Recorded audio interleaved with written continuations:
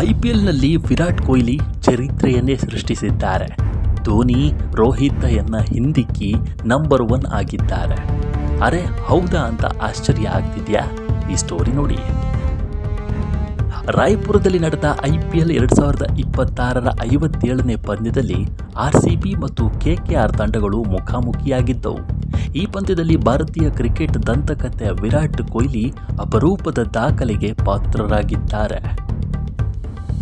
Kolkata night riders ವಿರುದ್ಧ ಮೈದಾನಕ್ಕೆ ಇಳಿಯುತ್ತಿದ್ದಂತೆ RCB icon Virat Kohli IPL ಇತಿಹಾಸದಲ್ಲಿ ಅತಿ ಹೆಚ್ಚು ಪಂದ್ಯಗಳನ್ನು ಆಡಿದ ಆಟಗಾರನಾಗಿ ಅಗ್ರಸ್ಥಾನಕ್ಕೆ ಏರಿದ್ದಾರೆ. ವಿರಾಟ್ ಕೊಹ್ಲಿ ಆರ್ಸಿಬಿ ಜರ್ಸಿ ಧರಿಸಿ ತಮ್ಮ 279ನೇ ಐಪಿಎಲ್ ಪಂದ್ಯವನ್ನು ಆಡಿದ್ದು ಗಮನಾರ್ಹ ಸಾಧನೆಯಾಗಿದೆ.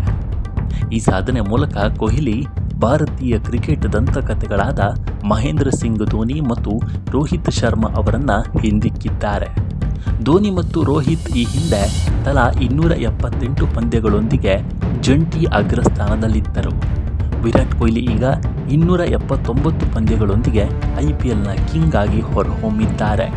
ಧೋನಿ ಸಿಎಸ್ಕೆ ಮತ್ತು ಪುಣೆ ಪರ ಮತ್ತು ರೋಹಿತ್ ಡೆಕ್ಕನ್ ಚಾರ್ಜರ್ಸ್ ಮತ್ತು ಮುಂಬೈ ಇಂಡಿಯನ್ಸ್ ಪರ ಆಡುತ್ತಾ ಈ ಮೈಲುಗಲ್ಲು ತಲುಪಿದ್ದರೂ ಕೊಹ್ಲಿ ಒಂದೇ ತಂಡಕ್ಕಾಗಿ ಆಡುವಾಗ ಈ ಸಾಧನೆ ಮಾಡಿದ ಏಕೈಕ ಆಟಗಾರ ಅನ್ನೋದು ಗಮನಾರ್ಹ.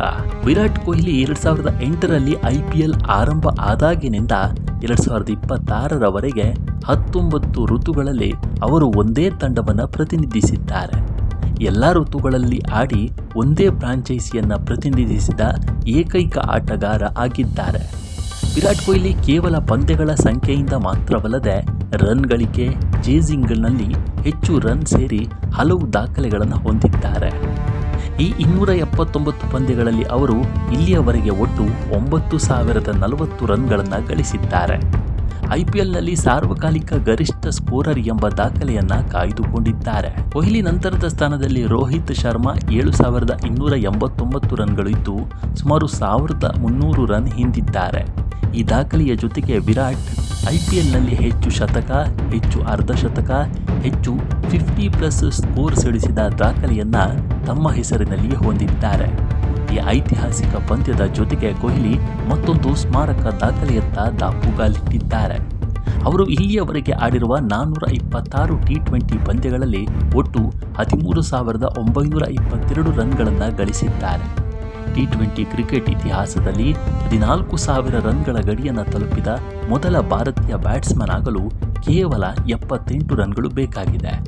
ಈ 78 ರನ್ ಗಳಿಸಿದರೆ ವಿರಾಟ್ ಟಿ20ಯಲ್ಲಿ 14,000 ರನ್ ಸಿಡಿಸಿದ ವಿಶ್ವದ 6ನೇ ಬ್ಯಾಟರ್ ಆಗಲಿದ್ದಾರೆ. ವಿರಾಟ್ ಕೊಹ್ಲಿ ಅವರ ಈ ಸಾಧನೆ ಬಗ್ಗೆ ನಿಮ್ಮ ಅಭಿಪ್ರಾಯವೇನು ಅನ್ನೋದನ್ನು ಕಾಮೆಂಟ್ ಮೂಲಕ ತಿಳಿಸಿ. ಮುಂದಿನ ವಿಡಿಯೋದಲ್ಲಿ ಸಿಗೋಣ. ನಮಸ್ಕಾರ.